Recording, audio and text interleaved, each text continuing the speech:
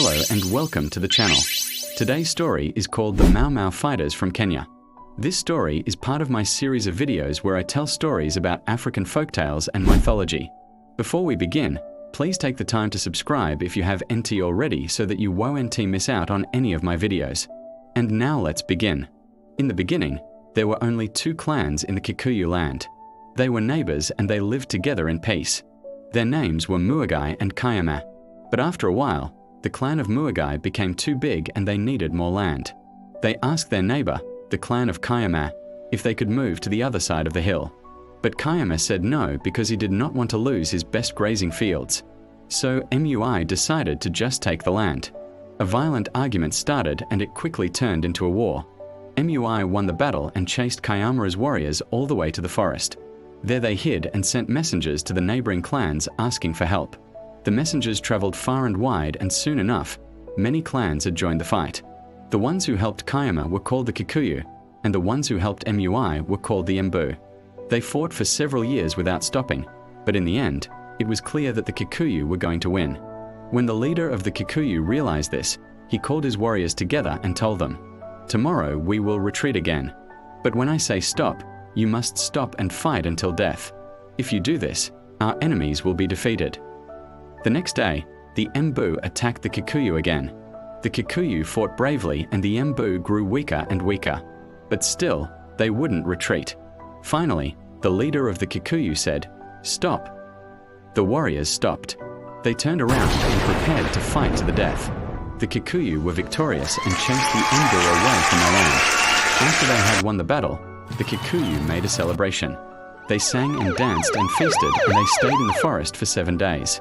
When the 7th day came, they went back home. But when they got there, they found that their homes had been destroyed during the war. They didn't have food or clean water anymore. Even the grass and the trees had died.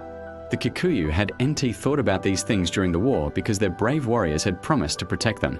But now they were afraid because there were wild animals everywhere and they didn't know how to get food. They had nothing to eat. Then some of the bravest Kikuyu men went to see the leader. They asked him, "We don't have food. We don't have homes and we don't know how to survive. What should we do?" The leader was sad, but he knew that he had to be strong for his people. He said, "Don't be afraid. I will ask the mountain to give us food. That is Guy, the highest god, and he lives in the mountain." So the men went up the mountain. They climbed very high until they reached the clouds. There they saw a beautiful garden full of delicious fruits and vegetables. Under the trees, they found honeycombs filled with sweet honey. But suddenly, a voice boomed, "Who dares to touch my food?" The Kikuyu warriors were so scared that they fell to their knees.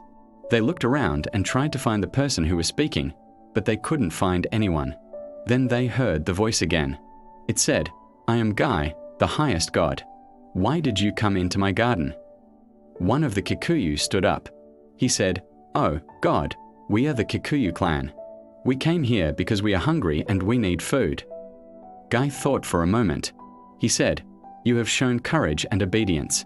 I will give you food so you can go back home and live again. But you are not allowed to come here anymore." Then the god picked some fruit and gave it to the Kikuyu. He also gave them honeycombs. He told them, "This is your food. Take it and share it with your people." Then he led them to a nearby river and said, "Here is clean water. You can drink and wash yourselves." The Kikuyu thanked the god and ran down the mountain. When they got home, they shared the food and the water with their families. Everyone was happy because they would survive another day. After that day, the Kikuyu never went back to Guy's garden. Instead, they built new homes in the forest and began their lives again. The Kikuyu people tell this story to teach us that even if we have problems, we should always stay positive. Also, we should always listen to our leaders because they usually know what is best for us. And that brings us to the end of today's story. If you enjoyed listening to this story, please give it a thumbs up and share it with a friend. If you haven't subscribed yet, please do so. Also, if you have a story you'd like me to tell or an idea for a video, leave it in the comment section below. Thanks for watching and see you next time.